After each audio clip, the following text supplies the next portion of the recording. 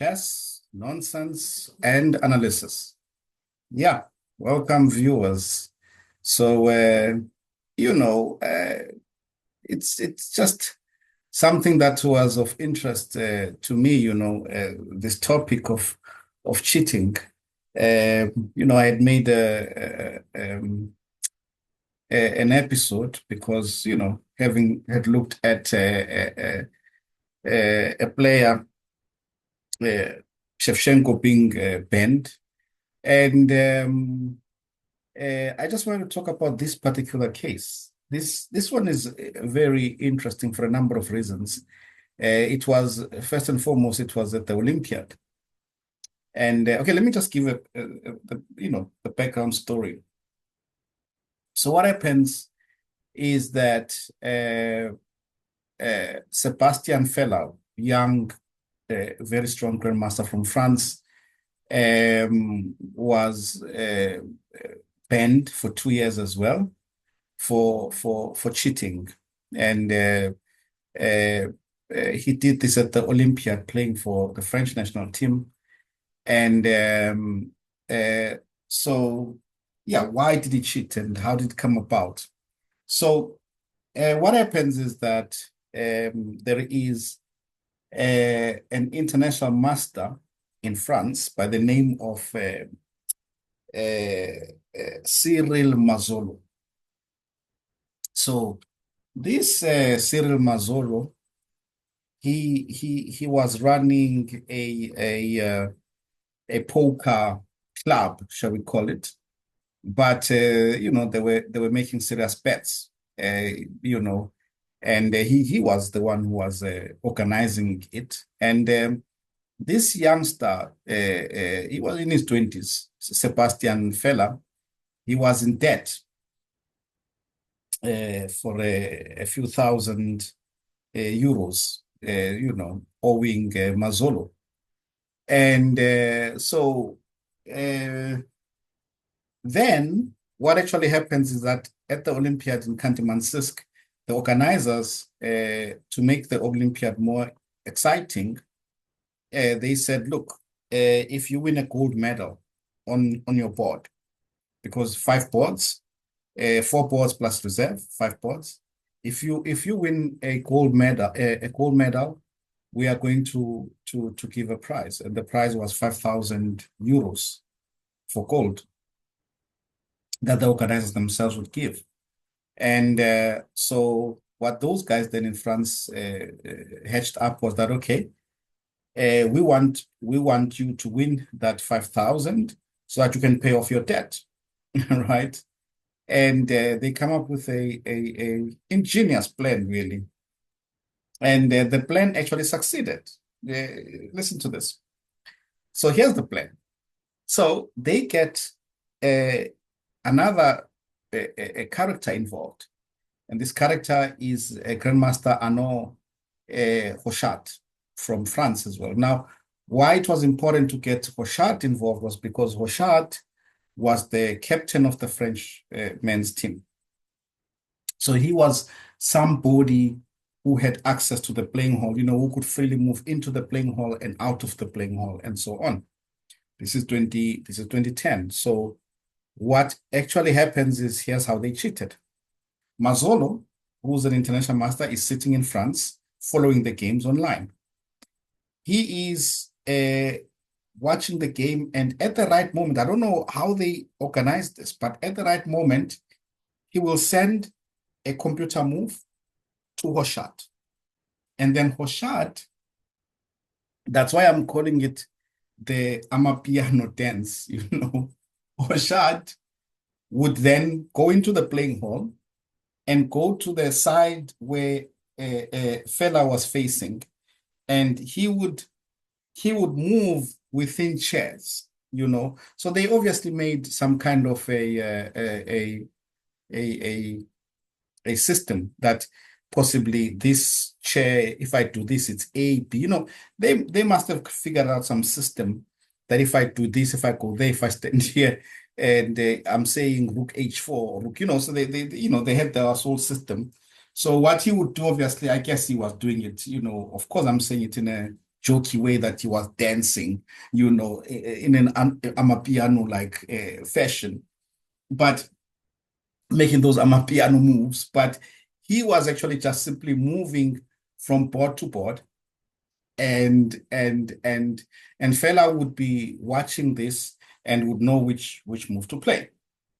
Their plan worked splendidly, and actually they were so clever with their plan, because if you look at you see, they were saying that in the Olympiad, because remember Kasparov had complained that because Robert Gwaze, international master from Zimbabwe, this is very interesting. This was in another Olympiad. Gwaze beat Kasparov to the gold medal on board one, because Robert Gwaze scored 9 out of 9. But of course, Zimbabwe was not playing the strongest countries, and Robert was somewhere getting out and in. But you know, he played very well in that tournament, but he scored 9 out of 9. And Kasparov did not win gold, and Kasparov was upset with this. So then they changed the regulation and said, no, it's no longer about scores, it's about performance. So they were looking at the quality of the opposition, how, you know, your player. So it was about performance rating. That's what would win it, right? So this guy, Sebastian Feller, they did it so cleverly, because he won 5 games, he drew 2 games, but he lost 2 games. You see, he won 4, drew 2, and lost 2. But his performance in this was so strong, so good, that he won the gold and the 5,000 euro. So now the question is, how did they did it so well? Really, it was, they got away with it. They had gotten away with it. But here's what happens that is interesting now. The vice president of the French Federation, let me read the name, it's Joanna Pomion, yeah? She actually, for whatever reason, goes to meet Mazzolo in his apartment. And at some point, when they were having a discussion, I guess Mazzolo must have left the room. Then she somehow notices that, you know, because he had not closed the communication he had with Hauchard. Then somehow, for some reason, she notices that he's been communicating with Hauchard, and possibly the board is open and everything, but she put 2 and 2 together, and she realizes that they're actually cheating. So then they then made an investigation as the French Chess Federation, right? And it went on, and that is how then he had to return the money, he had to return the medal, and he was banned for 2 years. But you see, the game I'm going to, this one is it becomes very dangerous when cheating is this was not an allegation, this was cheating. When cheating is in the hands of a very good player, because it becomes very difficult to pinpoint where they are cheating, right? Especially if they do it in a clever way where they didn't win all the games. If you win all the games, you know, someone may scrutinize it. But if you do the record that they did, you know, they must have calculated where they needed to win. They win 5 games, they draw 2, and they lose 2, and they get good performance rating. This game, by the way, that I'm going to show you, he played against Grandmaster Artyom Timofeyev. This was, he was playing for Russia 2. Remember, this tournament was in Russia. There were 2 teams in Russia. There was Russia 1 and Russia 2. I think Russia 2 was like youngsters, very strong grandmasters, but relatively young. And Timofeyev had 2690. I mean, very strong player, right? And so in this game, he beats Timofeyev with black. Let's have a look at the game. And I must admit, I looked at the game, and that is of interest to me, just to show how dangerous this situation is, because at no point do I really see where he may have used the computer. But have a look at this game. Okay, this is like sort of normalish opening Panov variation. It is transposed to the Panov variation of the Caro-Kann. And c takes d4 and knight f3. And yeah, somehow white didn't handle the opening completely all right. But black is now at least equal because the structure is okay for black. The pawn on c3 is weak. There's a weak square on c4. So black would like to play moves like, say, knight f5 and possibly plant that knight on c4 as an idea. But black is doing very well. But still, there's a long way to go. I mean, plays knight a5, queen a4. And here, yeah, this may have been, I suspect that there may have been some indication here, because it's a very brave idea, but it actually works. Plays knight b3, then rook takes c3. The point here is that knight just stays on b3 for a while and is able to be supported by the queen on d5, and it just somehow destabilizes white's pieces. This, for me, is the first point. It just doesn't seem very natural for me to go for this, but it actually is strong. And I did check with the modern engines as well, because remember, this was 2010. I did check with the engine today, and the engine today agrees with this, that black is slightly better here. And, it's a very strange way of playing. And this is where I would, say, maybe something happening, but it's not conclusive. Okay, a4, a5, and they go into the end game. Now, the end game is very good for black, but have a look at okay, h6. There's like a number of precise moves that are played here. Rook goes to d2. Notice that the bishop cannot do anything. The rook is coming to c2. The bishop is coming to d4. So we can see that there is sort of a clean way in which black is going to be able to attack white. And the white king is indeed in danger. So Timofeyev plays rook h4, and now the a-pawn drops. But we understand why Timofeyev plays like this, because he figures that he's going to get counterplay, right? He's going to get play. But it doesn't materialize. Have a look at this, h5, bishop b5, and bishop c7. It looks like, something is happening. But look at how black beats white back here. And I think there is some involvement here of a computer. I don't know where, but you will see that the end result of all this, these blows that will come. He plays bishop d5, bishop d7, takes. Now, Timofeyev must have thought that all this is possible because he has rook e8 check, and then takes the bishop. So he may not have a normal,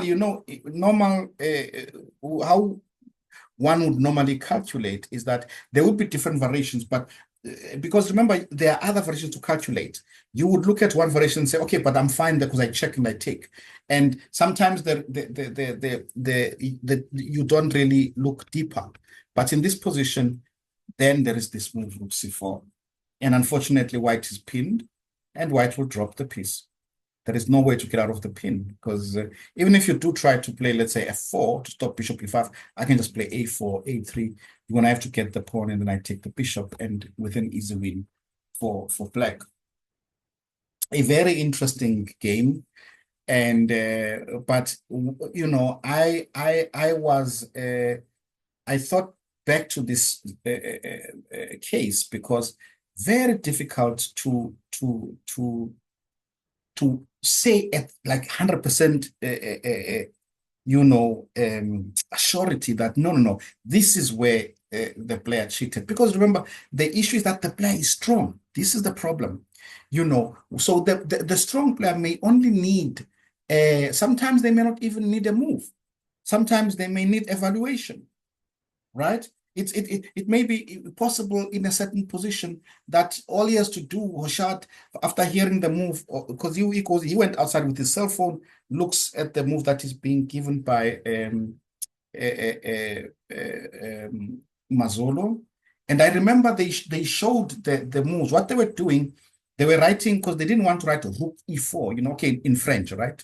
They didn't want to write pieces to e4. So what they were doing, they were writing, I saw that. I remember seeing, it's like just 5-5-5, 2-2-2, things like that. So what they would do, let's say, for example, they wanted to move the rook, they would go 1-2-3, 3, then they would go up, I don't know, whatever, 3, then they would 1-2-3-3, 4, they would do that and just do random numbers, sort of. But then, so what I'm trying to say is that possibly you can even give evaluation to say the position is slightly better for white, slightly better for black, big advantage for white, and then Hauchard, after he's receiving this, he has to go in and then do his amapiano dance there as a clue for Fela to see and play it.